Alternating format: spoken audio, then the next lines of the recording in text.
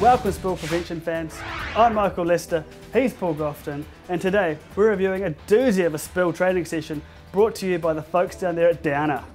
That's right, Michael, thanks. Today's action has everything. The drama, the tension, a digger.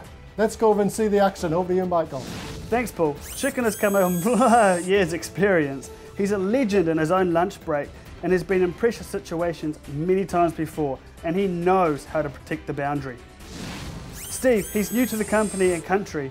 Downer's Irish import player. He's a greenhorn on the team, but has impressive rushing yards and the youth and excitement on his side. Now let's cut live to the action. The teams assemble on the pitch. Players are getting a feel for the sellout crowd.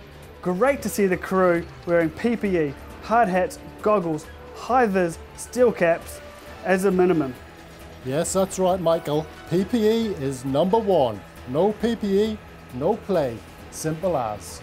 Sorry, Paul, we'll cut in here. We see Chicken. Look at the concentration in there. He's really jackhammering that asphalt front line.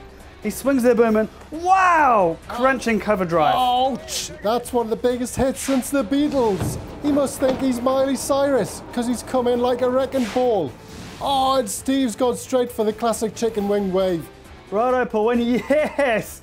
Rookie mistake from Steve here. It's important to identify the substance before handling it. That's right, you need to be wearing the correct PPE. It's your first line of defense. He's just asked Steve if he knows what it is. They've checked. It's lubricating oil. Now they've identified what it is, they can go about stopping the source. All they need to do is lift the container up. Awesome. Correct you are, Paul. Other ways to stop the source is to roll the container over so the hole's at the top, or even plug the hole. Oh, Steve's nerves are really getting to him on this big stage. He's gone in there flying and clutching at kits. We can see why though, it's a tough job for him, a big call up for today's job site. There are two spill kits here on site, the general purpose spill kit and an oil only spill kit. And Steve has gone straight for the oil only. For more information, go to the Builder's Pocket Guide website and watch our video on how to choose the correct spill kit. It looks like Chicken is really taking charge and telling Steve not to panic. Huge play coming up. They've gone to use all the booms to surround the spill. Now Chicken is really taking leadership in this event. And he's just told Steve to go and get some sand. He isn't. He is. They're making a sand bund! Great use of what is available on site to ensure the stormwater sump is protected. Great play. Let's recap on what's happened so far. Be safe. Make sure you have the right PPE on. Stop the source. Lift the container up. Protect the stormwater. Contain the spill with booms and block access to the stormwater sump. If they didn't have any sand, they could have used drainage mats or sandbags. Looks like they're going to demonstrate for us how to use a sandbag. Marvellous stuff! And now they've contained the spill and ensured it cannot enter the stormwater, they need to notify their supervisor. If the spill has entered the stormwater or a waterway, it's important to contact your regional council. If you can't handle a spill on your own, contact your local fire service or the regional council for assistance. Looks like Chicken is going for it. Yes, fantastic stuff. He's calling his supervisor. He's going to arrange for Town Specific to assist with the rest of the cleanup. So we're going to have quite a few of them. Unbelievable pick and goes. They're using their pads to absorb the spills that have gone under the booms. Great play. Trans-Pacific is turned up. Chicken is lining up the rundown on the shotgun play on what has been spilt, and that they've placed the used spill equipment in the rubbish bags. Super stuff.